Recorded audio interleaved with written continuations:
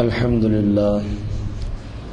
لله رب العالمين والصلاة والسلام على سيد الأنبياء والمرسلين وعلى آله وأصحابه وأزواجه وعلماء أهل السنة أجمعين. أما بعد فأعوذ بالله من الشيطان الرجيم. بسم الله الرحمن الرحيم. پڑھیے گا الصلاۃ والسلام علیک یا سیدی یا رسول اللہ، الصلاۃ والسلام علیک یا سیدی یا حبیب اللہ،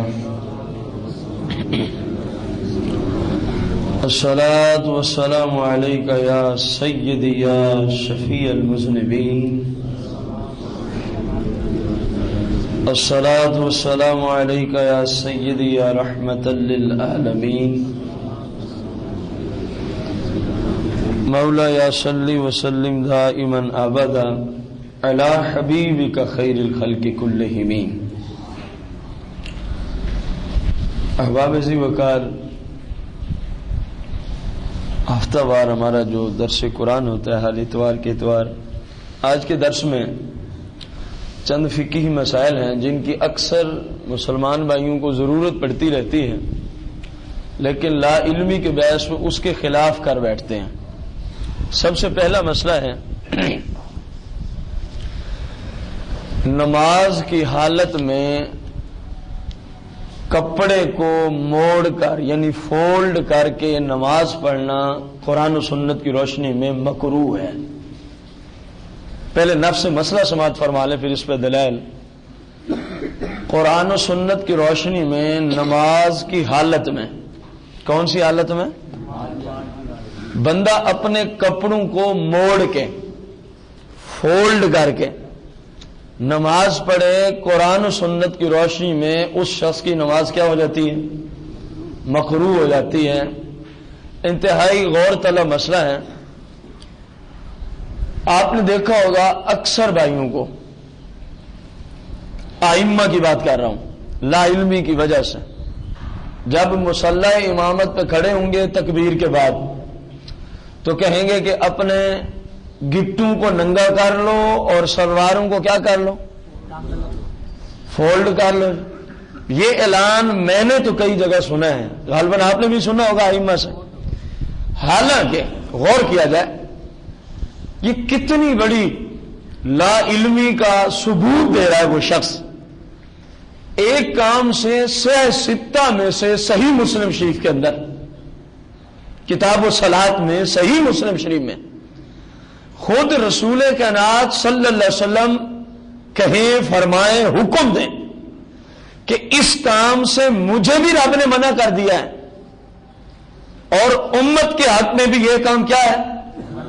حضور یعنی امام الانبیاء علیہ السلام یہ فرمائے، اور وہ بھی صحیح مسلم میں جو سیاہ میں سے شمار ہوتی ہے. اور ادھر جو حضور علیہ السلام کا امتی ہے، لوگوں کا شریعت کی دنیا میں رہبر و رہنما ہے، وہ مصلی امامت پہ عین نماز سے چند منٹ قبل باوضو مسجد میں کھڑے ہو کے کتنی بڑی بددیانتی کا ثبوت دے رہا ہوتا ہے اپنی لا علمی کی وجہ سے. اپنی لا علمی کی کہ اس نے دین سیکھا نہیں ہے، مصلی پہ چڑھ گیا ہے. دین سیکھا نہیں ہے اور مصلی پہ. حالانکہ اصول تو یہ ہے نا کہ جو شخص اس طرف آتا ہے، اس میدان میں آتا ہے، اس کی ذمہ داری ہے اپنے ساتھ تعلق رکھنے والوں کو صحیح قرآن و سنت کا فہم دینا، سکھانا، پہنچانا. اب ایک بندہ اس سٹیج پہ تو آ گیا اور وہ خود ہی دین کو نہیں سیکھتا، تو بتائیے وہ ہماری کس طرح رہنمائی کر سکے گا؟ میں آپ سے اس کو ایک خارجی مثال پیش کروں. ایک بندے کے گھر میں فریج تھی، وہ خراب ہو گئی. وہ کیا ہو گئی؟ اور میں چلا گیا، میں نے کہا جناب یہ میں آپ کو ٹھیک کر کے دے دیتا ہوں. حالانکہ میں فریج کا کاریگر، میں فریج کے معاملے میں فن کو جانتا، بتائیے میں اس کو ٹھیک کر سکتا ہوں؟ جب مجھے اس کے بارے میں علم ہے، آتا ہی نہیں ہے، میں نے وہ فن سیکھا ہی نہیں ہے. حالانکہ ایک چھوٹی سی مشینری ہے، ایک چیز کی بات کی ہے، چھوٹی سی بات، ایک فریج کی بات کی. بتائیے دین اسلام ایک مشینری نہیں ہے، ایک پرزہ نہیں ہے، ایک چیز نہیں ہے. یہ مکمل ضابطہ حیات ہے. اسلام جو ہے مکمل ضابطہ حیات ہے کہ پیدائش سے پہلے جب جس چیز سے اس نے پیدا ہونا ہے انسان نے، وہ اس کی ماں کے رحم میں پہنچی، اس وقت سے لے کر اس کے مرنے اور مرنے کے بعد قبر و آخرت کے منازل تک سارا نظام دین اسلام نے سکھانا ہے. ایک بندہ اس کو جانتا ہی نہیں ہے، بتائیے وہ ہمارا رہبر اور رہنما ہو سکتا ہے؟ یہ صرف ان لوگوں کو سوچنا چاہیے کہ ہم کس منصب پہ آ گئے اور ہمارے رتبہ کیا ہے، ہم جانتے کیا ہیں. اب اس بندے کی بات کو ایک جانب رکھیں اور دوسری جانب حضور علیہ السلام کی اس حدیث شریف کو. صحیح مسلم شریف کتاب و صلات میں باب و اذا السجود، جس جگہ امام مسلم نے یہ باب باندھا ہے، اس کے تحت امام مسلم 5 سندوں سے اس حدیث کو لے آئے. کتنی سندوں سے؟ پہلی سند، دوسری، تیسری، چوتھی اور 5ویں. سبھی سندوں میں جو رسول کریم صلی اللہ علیہ وسلم کا فرمان ہے وہ کیا ہے؟ ایک مرتبہ نہیں، ایک ہی باب میں کتنی بار حدیث اٹھائی؟ 5 بار مختلف سندوں سے امام مسلم نے صحیح مسلم کتاب و صلات میں. حضرت عبداللہ بن عباس رضی اللہ عنہ اس حدیث کے راوی ہے. اس حدیث کے کیا ہیں؟ راوی. رسول کریم صلی اللہ علیہ وسلم کو اللہ تبارک و تعالیٰ کی طرف سے نویا مجہول کا صیغہ ہے کہ منع کیا گیا. کسی روایت میں کسی سند کے اعتبار سے امرتو کے الفاظ ہیں کہ مجھے اس بات کا حکم دیا گیا، مجھے اس بات کا حکم دیا گیا. کہیں فرمایا رسول اللہ صلی اللہ علیہ وسلم نے کہ لوہیا کے جملے لوٹایا کہ مجھے اللہ نے اس سے منع کیا. کہیں فرمایا امرتو، مجھے اس بات کا اللہ نے حکم. کیا بات ہے؟ ان فرمایا یہ کہ میں سجدہ کروں علی 7 اعظم، کتنی ہڈیوں پر، کتنے اعضاؤں پر؟ 7 اعضاؤں پر میں کیا کروں؟ فرمایا یہ میرے رب نے مجھے حکم دیا ہے. امیر تو میرے رب نے مجھے حکم دیا ہے کہ میں کتنی اعضاؤں پہ سجدہ کروں؟ 7 اعضاؤں پہ سجدہ کروں. پھر مصطفیٰ کریم علیہ السلام نے فرمایا کہ میرے رب نے مجھے اس بات کا بھی حکم دیا ہے، مجھے اس بات کا بھی حکم دیا ہے کہ نماز میں نہ اپنے بالوں کو سنواروں اور نہ اپنے کپڑوں کو فولڈ کروں. نہ اپنے بالوں کو سنواروں اور نہ ہی اپنے کپڑوں کو فولڈ، یعنی موڑوں بھی نہیں کپڑوں کو، اور اپنے بالوں کو بھی نماز کی حالت میں میں سنواروں. یہ میرے رب نے مجھے کیا دیا ہے. اب آپ بتائیے، ایک جانب مصطفیٰ کریم علیہ السلام کا شریع فرمان کہ اللہ نے مجھے کپڑا موڑنے سے کیا کر دیا ہے، اور دوسری جانب ایک بندہ اس حدیث کی مخالفت کرے. جی آپ گٹے ننگے کر لو، بھلے سلواریں آپ کو فولڈ ہی کرنی پڑے، بھلے آپ کو اپنی سلوار فولڈ ہی کرنی پڑے، گٹے آپ کے نماز میں ننگے ہونے چاہیے. سب سے پہلا میرا اس بھائی سے سوال ہے، ناراضگی نہیں ہے کسی سے، کیونکہ دین میں سیکھنا اور سکھانا ہوتا ہے. آپ کہہ رہے ہیں کہ نماز میں گٹے کیا کر لو، بولے نا، ننگے کر لو. ہمارا سوال ہے، بتایا جائے یہ کون سی قرآن و حدیث کی سنت ہے، کون سی قرآن کی آیت میں یہ مسئلہ موجود ہے؟ پوری ذخیرہ ہے حدیث میں. کون سی حدیث میں یہ مسئلہ موجود ہے؟ غور سے سننا کہ مرد کے گٹے نماز میں تو ننگے ہوں، آگے پیچھے چھپے ہوئے ہوں، یہ کون سی حدیث کے اندر آیا ہے؟ فرق سمجھ رہے ہیں نا آپ؟ مرد میں مرد کے حق کی بات ہو رہی ہے، مرد کے گٹے نماز میں کیا ہوں اور غیر نماز میں چھپے ہوں، یہ کون سی حدیث ہے؟ کوئی مائی کا لال یہ حدیث پیش کر سکتا؟ کیونکہ یہ بات ہی غلط ہے. سنت کیا ہے یہ سوال تھا، اب حقیقت کیا ہے؟ مرد کے حق میں میرے بھائیوں حقیقت یہ ہے، شریعت یہ ہے کہ وہ اپنی سلوار کو اس طرح سلائی کروائے لمبائی کے اعتبار سے کہ نماز و غیر نماز، نماز و غیر نماز ہر حال میں مرد کے گٹے ننگے ہی ہونے چاہیے. یہی سنت مبارکہ ہے، یہی سنت ہے. تو اس بندے نے یہ کیوں کہہ دیا؟ جب نماز میں مسلمان آئے تو کہتا جی اپنی سلواروں کو فولڈ کر لو اور گٹے اس کو چاہیے تھا وہ پورا مسئلہ مسلمانوں کو بتاتا کہ مسلمانوں مردوں کے لیے سنت یہ ہے نماز و غیر نماز ہر حال میں تمہارے گٹے کیا ہونے چاہیے، کیونکہ آقا کریم رؤوف رحیم علیہ السلام کے نماز و غیر نماز میں گٹے ہمیشہ ننگے ہی رہے ہیں، گٹے ہمیشہ. تو ہمیں مسئلے کی سمجھ آ گئی کہ اصل مسئلہ کیا ہے مرد کے حق میں. عورت کے حق میں یہ مسئلہ نہیں ہے. عورت کے گٹے چھپے ہونا ضروری ہے نماز و غیر نماز میں. عورت کے لیے مسئلہ یہ ہے کہ اس کے گٹے چھپے ہوئے ہوں، یہ مرد کی بات ہو رہی ہے. رسول کریم صلی اللہ علیہ وسلم کی سنت مبارکہ کیا ہے؟ نماز و گٹے مرد کے نظر آنے. کس طرح نظر آئے؟ سلوار کو فولڈ کر کے، بلکہ سلوار کی آپ لمبائی ہی اتنی رکھوائیں تاکہ ہر وقت بندے کو دیکھیں. یہ کیسی مقدس شریعت ہے، کتنی مقدس شریعت ہے. اب پیچھے چلے جائیں آپ کو ایسی شریعت نظر نہیں آئے گی کہ بندہ ہر وقت ہی نیکیوں کماتا رہے، کام کوئی بھی نہ کرے. کام غور کرے نا، کام کوئی بھی نہ کرے. لباس تو آپ نے بھی پہنا ہوا اور میں نے بھی، اور ہر عقل مند شخص لباس پہن کے ہی رکھتا ہے. لباس پہن کے رکھتا ہے. لباس پہننا کوئی مشقت، بولیں تو صحیح نہیں یار، لباس پہننے میں ہمیں کوئی مشقت اور دقت، کوئی وزن اٹھانا پڑتا، ہم نے ویسے ہی پہننا ہے. اگر اس نیت سے سلوار کو اتنا لمبائی میں رکھوایا جائے کہ بندے کے گٹے کیا ہوں، تو ایک سنت پہ عمل ہوگا کہ نہیں ہوگا؟ اور پتہ ہے کس حالت میں سنت پہ عمل ہوگا؟ ذرا غور کرنا، یہ کتنی مقدس شریعت ہے. اس حالت میں کہ جب لوگوں نے اس سنت پہ عمل کرنا، اونچی بولے نا، آپ باہر کھڑے ہو جائیں، 100 بھائی کا گزر سامنے سے، ان میں سے آپ دیکھیں شاید چند بندے ایسے نظر آئے کہ جن کے گٹے ورنہ سبھی کے چھپے ہوئے. اس طرف ہمارے پہلے نفس سے مسئلہ سمجھ لیں. اب آپ بتائیں لوگوں نے سنت پہ عمل کرنا چھوڑا کہ نہیں چھوڑا؟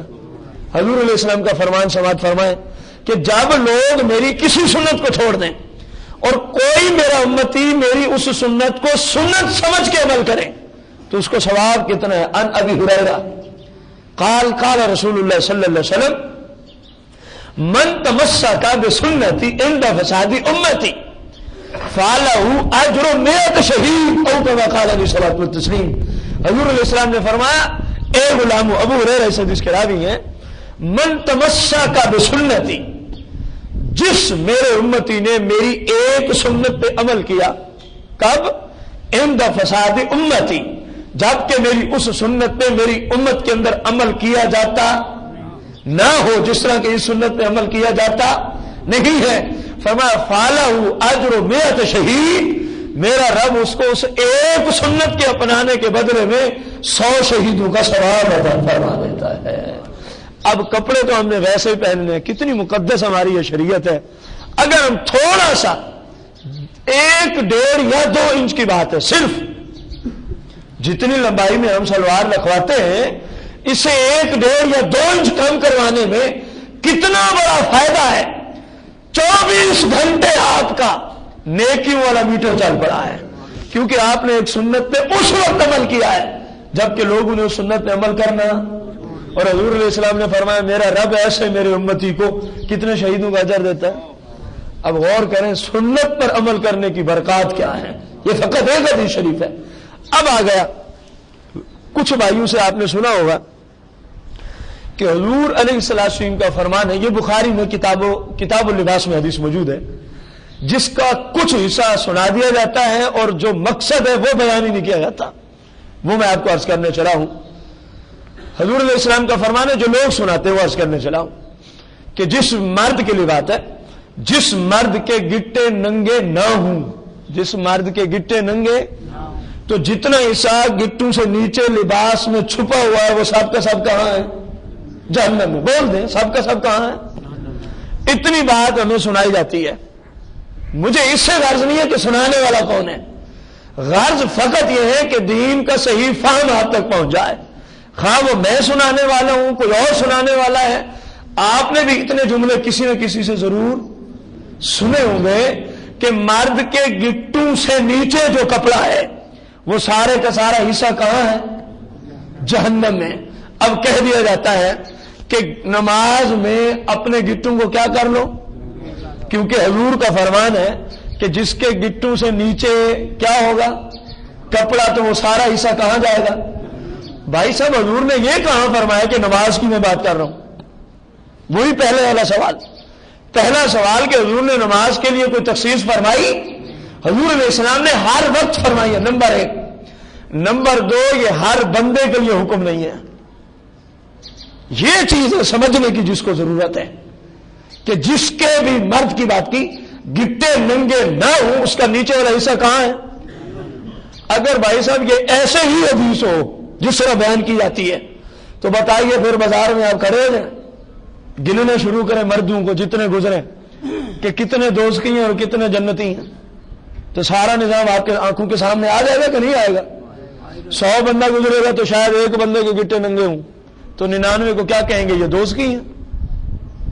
ادھر حدیث پڑھ دی جاتی ہے تو مطلب کیا نکلا کہ کوئی بھی حدیث ایسی نہیں جس کو عقل نہ مانتی ہو، بشرطے کہ عقل درست ہو، بشرطے کہ عقل، کیونکہ آقا کریم علیہ السلام کی جو شریعت ہے یہ فطرتی طور پر جس کو عقل سلیمہ اللہ نے عطا فرمائی ہے، عقل اس کو تسلیم بھی کرتی ہے، عقل اس کو.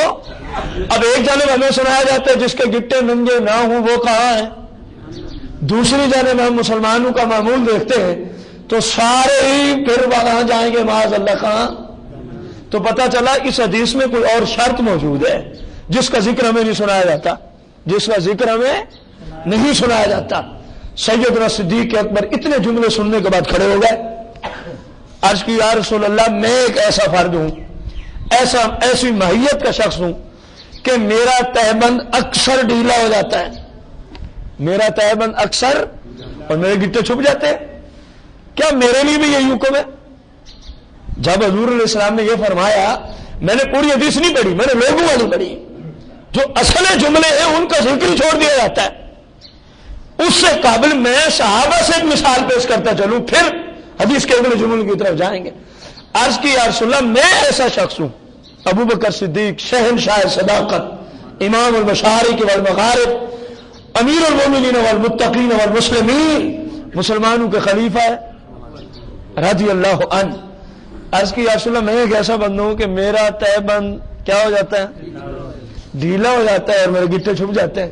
فرمایا یہ حکم آپ جیسے لوگوں کے لیے نہیں ہے، یہ حکم ان لوگوں کے لیے. اب میں اس حدیث کا اگلا حصہ پڑھنے چلا ہوں تاکہ دونوں باتیں وہاں سے مثال بھی اور پوری حدیث بھی ذہن میں بیٹھ جائے.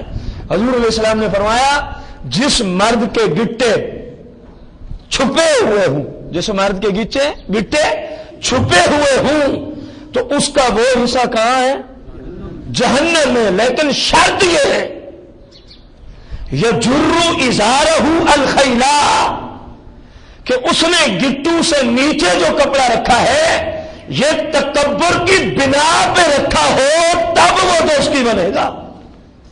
یجر ازارہ الخیلا، جس نے گٹوں سے نیچے کپڑا لٹکایا، خاص شلوار ہے یا چادر ہے، لنگی ہے، تہبند ہے، کوئی چیز ہے، حضور علیہ السلام نے اس کے اس حصے کو جہنمی ہونے کا فتویٰ تو صحیح ہے، لیکن ایک شرط کے ساتھ مقید فرمایا. کس کے ساتھ فرمایا؟ یجر ازارہ الخیلا. صحابہ میں نے اس کی بات کی ہے جو تکبر کی بنا پہ گٹوں کے نیچے سے کپڑا لٹکائے گا، میں نے تو اس کی بات کی ہے. اے ابوبکر آپ تکبر کی بنا پہ یہ کام کرتے، لہذا آپ کے لیے یہ حکم ہی نہیں ہے، لہذا آپ کے لیے یہ. اب بتائیے اب 100 بندے کو آپ نے دیکھا، 100 کا 100 گٹوں کو چھپائے ہوئے ہیں، تو ہمیں الہام ہوا ہے کہ یہ متکبرین ہے. تو پھر کیوں لوگ نہ جانے غلط حدیثوں کا مفہوم بیان کرتے ہیں، نہ جانے ان کو ملتا کیا ہے ان لوگوں کو جو بھی کرتے ہیں. مسلمانوں پہ خام خواہ کی بدگمانی ہے کہ نہیں ہے؟ اب میں اپنی مثال دوں، میرے گٹے بالفرض ننگے نہ ہوں، آپ نے مجھے دیکھا جاتے ہوئے، ادھر آدھی حدیث آپ کے ذہن میں کسی نے بٹھا دی، تو آپ کے ذہن میں کیا ہے، یار یہ بندہ تو جہنمی ہے، کیونکہ ادھر سے بٹھائی جو اسی طرح گئی ہے حدیث، غلط مفہوم. کیا آپ کو الہام ہوا ہے کہ میں نے جو گٹوں سے نیچے کپڑا رکھا ہے یہ تکبر کی بنا پہ رکھا ہے؟ کسی کو پتا ہے اس بات کا؟ یا آپ بھائیوں میں سے کسی کے گٹے ننگے نہ ہوں اور میں کہوں جی حدیث تو میں نے یوں سن رکھی ہے، تو یہ بندہ تو معاذ اللہ اس طرح ہے، تو کیا مجھے الہام ہوا ہے کہ یہ بھائی تکبر کی بنا پہ یہ کام کر رہا ہے؟ جب شارع علیہ السلام خود فرمائیں کہ یہ حکم جہنمی کا اس کے لیے ہے جو سلوار یا تہبند یا لنگی یا چادر اپنے گٹوں سے نیچے لٹکائے گا، کس بنا پر؟ الخیلا، یہ بخاری میں بھی روایت موجود ہے کتاب اللباس، یہ مسلم میں بھی روایت موجود ہے کتاب اللباس میں، الخیلا جو تکبر کی وجہ سے یوں کرے گا تو اس کے لیے دوزخ ہوگی، تو اس کے لیے کیا ہوگی؟ تو جب مسلمان تکبر کی بنا پہ کرتے ہی نہیں ہے تو ان کو دوست کی کیوں بنایا جاتا ہے؟ ایک بندہ شراب پیے اس کو اتنی گارنٹی سے یہ لوگ دوست کی نہیں بناتے جتنا اس مسلمان پہ دوزخی ہونے کا فتویٰ دیا جا رہا ہے۔ صرف قرآن و سنت سے دوری ہے یا تعصب ہے؟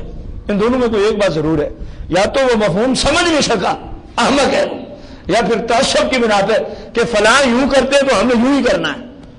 اور بھائی فلاں سے تعلق نہیں ہے دین کا، دین کا تعلق ہے جو آقا کریم نے شریعت دی ہے، بندہ اس کے مطابق کیا کرے، زندگی گزارے۔ ہمیں کسی سے کیا ہے؟ اپنی قبر و آخرت کو اگر ہم سنوار جائیں تو اس سے بڑی اور کون سی اچھی بات ہے؟ دوسروں کی طرف نہ جائیں، مجھے چاہیے میں اپنے آپ پہ غور کروں کہ میں کتنا شریعت پہ عمل کرتا ہوں، میں کتنا شریعت میں۔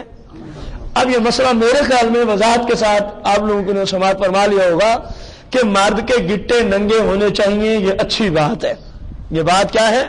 لیکن نماز و غیر نماز دونوں حالتوں میں گٹے ننگے ہوں ثواب کا کام ہے، اچھا کام ہے۔ لیکن اگر کسی مسلمان نے اپنے گٹوں کو چھپایا ہوا ہے نماز و غیر نماز میں، نمبر ایک ہم اس کو جہنمی نہیں کہہ سکتے کیونکہ ہمیں پتہ نہیں ہے کہ یہ تکبر کی بنا پہ لٹکایا ہوا ہے یا بغیر ہے، اور جب تک پتہ نہ ہو کسی مسلمان کے بارے میں بدگمانی کرنا شریعت میں کیا ہے؟ حرام ہے، کیونکہ میرے دل کا آپ کو تو نہیں علم نا، آپ کے دل کا مجھے نہیں علم کہ اس نے کس وجہ سے لٹکائی ہے۔ یہ باتیں تو اللہ اور اس کا رسول جانتے ہیں، کسی کے دل میں کیا ہے اس کو مصطفیٰ کریم جانتے ہیں، میں اور آپ جانتے ہیں؟ رسول کریم صلی اللہ علیہ وسلم کی شریعت کی روشنی میں اسی حدیث سے دوسرا فائدہ جو ہمیں حاصل ہوا وہ یہ ہوا جو یہ جملے بولے کہ جو گٹوں سے نیچے کپڑا ہے وہ حصہ کہاں ہے؟ دوزخ میں، وہ ایسے ہی ہے گویا اس نے قرآن کی اس آیت کا آدھا حصہ پڑھا ہے، یا ایھا الذین آمنوا لا تقربوا الصلاۃ، اے ایمان والو تم نماز کے قریب نہ جانا، یہ قرآن ہے۔ اب اتنی آیت کو بندہ پڑھ کے لوگوں کو سمجھانا شروع کر دے، کیا خیال ہے وہ صحیح تبلیغ کرنے والا ہوگا؟ کیوں؟ اللہ نماز سے روک رہا ہے، کس وجہ سے؟ وہ وجہ بھی بیان کرنی چاہیے۔ فرمایا وَأَنْتُمْ سُكَارَىٰ، یہ جملے پڑھے گا وہ شخص مبلغ، تب سامعین کی بھی سمجھ میں آئے گا کہ اللہ نے جو فرمایا نماز کے قریب نہ جاؤ، آخر علت کیا ہے، وجہ کیا ہے، کیوں اللہ نے منع کر دیا ہے؟ فرمایا وَأَنْتُمْ سُكَارَىٰ، جب تم نشے میں دھوتے ہو اب نماز کے قریب نہ ہو، اب نماز کے، اب جو وجہ تھی نماز کے قریب نہ آنے کی، وَأَنْتُمْ سُكَارَىٰ، نشے کی حالت، بندہ اس مفہوم کو چھوڑ دے اور آدھی آیت پڑھ کے مسلمانوں کو مفہوم بیان کرے، یہ پھر ٹھیک تبلیغ ہوگی؟ تو اس شخص نے بھی تو یہی کیا حدیث کے اندر، آدھی حدیث اٹھا کے لوگوں کو بیان کر دی کہ جس کا اتنا حصہ کپڑے کا ٹخنوں سے نیچے ہے وہ کہاں ہے؟ جہنم میں۔ کیوں ہے وہ مسلمانوں کو نہ بتایا کہ اس وجہ سے ہے کہ وہ بندہ کیا ہے؟ متکبر ہے۔ تو جہاں متکبر اور تکبر آئے گا وہاں یہ فتویٰ بھی آ جائے گا، یہاں تکبر نہیں ہوگا وہاں پر یہ فتویٰ بھی نہیں آئے گا۔ اب مسلمانوں پر ہمارا تو ظن غالب یہی ہے، حسن ظن یہی ہے کہ مسلمان فقط غفلت کے شکار ہیں، اس مسئلے میں فقط کس چیز کا شکار ہے؟ چلو یار خیر ہے، بس ٹھیک ہے۔ مسلمان جو شلوار نیچے رکھواتے ہیں وہ تکبر کی وجہ سے رکھواتے، بس چلو یار خیر ہے کہ چکروں میں ہے اور کوئی مسئلہ بھی، جب تکبر ہے نہیں تو ان کو جہنمی بنانا یہ کہاں کا انصاف ہے؟ یہ پہلا مسئلہ تھا رسول کریم رؤوف رحیم علیہ السلام کی شریعت میں جو ہمیں ازل من الشام سے ہمیشہ کے لیے یاد ہونا چاہیے۔ سلوار بندہ اس طرح کی سلائی کروائے کہ اس کے گٹے ہمیشہ کیا ہوں، یہی سنت مبارکہ ہے۔ اب آ گیا اسی پر آخری بات اور مسئلہ کہ ایک شخص کی سلوار اس طرح کی سلائی ہوئی ہے کہ اس کے گٹے ننگے، اب اس نے نماز بھی پڑھنی ہے، اب اس بندے نے تو وہ کیا کریں؟ آپ نے ابھی اتنے حدیثوں سے اتنی شد مت سے بیان کر دیا کہ جناب وہ فولڈ نہیں کر سکتا، وہ کرے کیا؟ بھائی اس کو مشورہ تو یہی ہے کہ وہ سلائی اس کی درست کروائے، جو صحیح مسئلہ ہے شرعی۔ دوسرا مسئلہ یہ ہے کہ اس کو اوپر کی طرف اٹھائے، شلوار کو اوپر کی طرف اٹھائے، فولڈ کرنا اور ہے، اوپر کی طرف اٹھانے کی اجازت ہے۔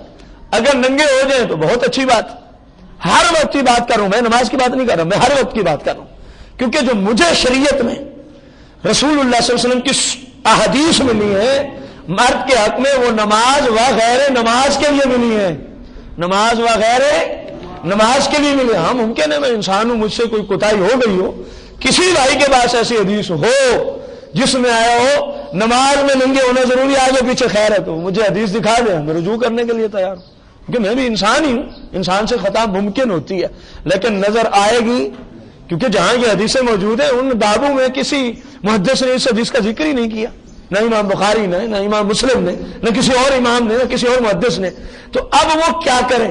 بھائی صاحب کوشش کرے سلائی درست کروائے، نمبر 2 اس کو اوپر اٹھائے ہر وقت، اگر پھر بھی ننگے نہیں ہوتے تو شرن کوئی مذائقہ نہیں ہے، شرن کوئی مذائقہ، یہ ایسی سنت ہے جیسی کہ کپڑوں کو اس طرح سلائی کرانے والی سنت ہے۔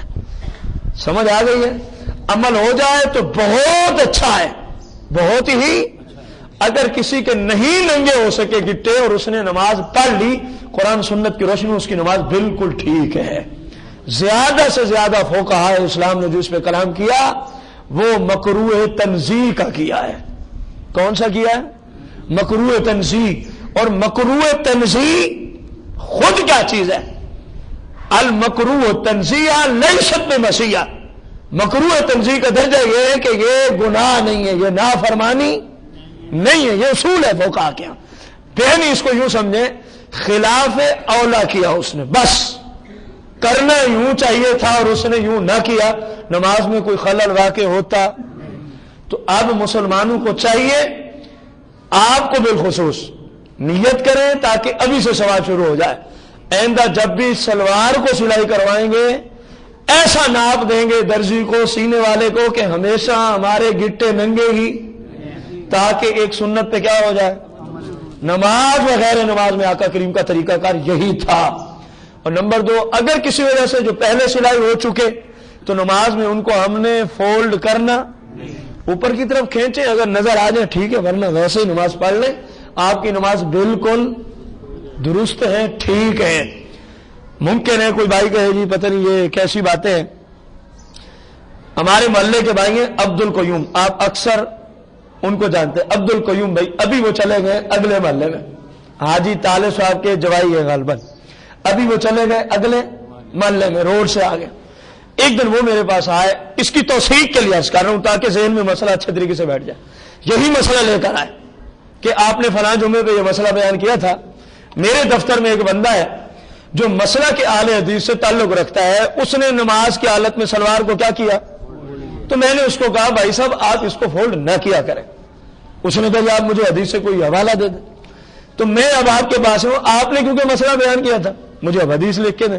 میں نے کہا جی ٹھیک ہے، یہ تو کوئی مسئلہ نہیں ہے۔ میں نے یہ مسلم شریف کی 5 سندوں سے حدیثیں لکھ کر اس کا ترجمہ کر دیا اور باقاعدہ جتنا حوالہ جس طرح ہونا تھا وہ لکھ دیا۔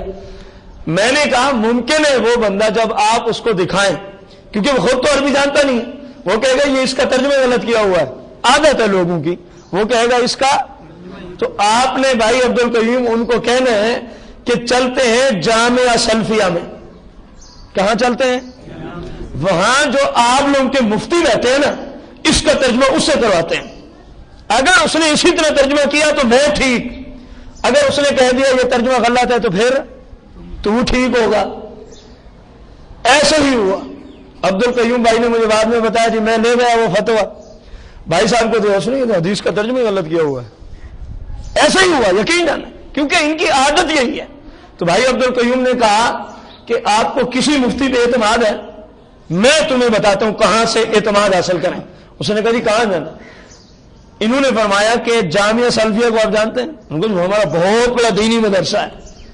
آپ نے فرمایا چلو ہمارے مفتی کے پاس نہیں چلتے، آپ کہہ رہے ہیں وہ ہمارا بہت بڑا دینی مدرسہ ہے، وہاں کے دارالفتاح میں چلتے ہیں، مفتی صاحب سے ترجمہ کرواتے۔ وہ بڑا خوش ہو گیا، عبد القیوم بھائی فرما رہے تھے۔ چال پڑے جناب وہاں سے دفتر سے آ گئے جامعہ سلفیہ. مفتی صاحب کی تلاش ہو گئی, مفتی صاحب کے سامنے وہ فتویٰ رکھا گیا اور عبد القیوم بھائی نے کہا کہ بتائیں یہ جو حدیثیں لکھی ہیں یہ حدیثیں سند اور متن کے اعتبار سے, اور جو ان کا ترجمہ لکھا ہے یہ ٹھیک ہے. مفتی صاحب نے اس فتوے کو پڑھا بقول عبد القیوم بھائی کے, انہوں نے بعد میں آ کے مجھے یہی حال دیا, اور اس کے بعد انہوں نے کہا یہ حدیثیں بھی ٹھیک ہے, یہ فتویٰ بھی ٹھیک ہے, یہ ترجمہ بھی ٹھیک ہے. اب وہ بندہ جو اس کا ہم مسلک تھا اہل حدیث کہنے لگا آج تک آپ لوگوں نے ہمیں یہ مسئلہ نہیں بتایا, یعنی مفتی صاحب کے خلاف بولنا شروع ہو گیا. بھائی عبد القیوم نے کہا کہ مفتی صاحب نے ان کو سمجھایا کہ آپ یہ بتائیں آپ زندگی میں کس دن میرے پاس ہیں یہ مسئلہ پوچھنے. بات تو ٹھیک ہے مفتی صاحب کی, آپ یہ بتائیں آپ جو مجھ سے ناراض ہو رہے ہیں کہ آج تک تم نے یہ کہا ہے وہ کہا ہے, سلواریں ٹنگ لو, فولڈ کر لو, یہ کر لو, وہ, آج آپ نے کہا یہ حدیثیں ٹھیک ہے. تو مفتی صاحب نے کہا آپ میرے پاس کب آئے اس مسئلے کو پوچھنے کے لیے؟ نہیں جی فلاں مسجد میں نے نماز پڑھی تو آپ لوگوں کے مسئلہ کا اہل حدیث امام تھا, اس نے یوں کہا, فلاں مسجد نے پڑھی انہوں نے کہا میں کسی امام کا ذمہ دار, میں اپنی ذات کا ذمہ دار ہوں. ہاں اگر میں نے یہ جملے بولے تو بھائی میں نے غلط کہا ہے, میں رجوع کرتا ہوں. میں نے تجھے یہ جملے کبھی بولے, اس کی توثیق ان کے گھر سے ہو گئی کہ حقیقت یہی ہے. حقیقت ہے عبد القیوم بھائی زندہ ہیں, یہاں آتے ہیں جمعہ پڑھنے, آپ ان سے بے شک تصدیق کر لیں. جامعہ سلفیہ گئے, حدیث دکھائی, ترجمہ دکھایا, ان کے مفتی نے کہا یہ بالکل ٹھیک لکھا ہے. رسول کریم صلی اللہ علیہ وسلم کی شریعت میں سلوار کو یا کپڑے کو فولڈ کرنے کی اجازت, خواہ وہ بازو کا کپڑا ہو یا سلوار کا ہو, نماز کی حالت میں فولڈ کرنے کی میرے آقا کی شریعت میں اجازت ہے. اللہ تعالیٰ سے دعا ہے اللہ تعالیٰ میں صحیح معنوں میں مسائل دینیہ سیکھ کر عمل کی توفیق عظیمہ عطا فرمائے. آمین بجاہ النبی الکریم رؤوف رحیم علیہ الصلوۃ والسلام.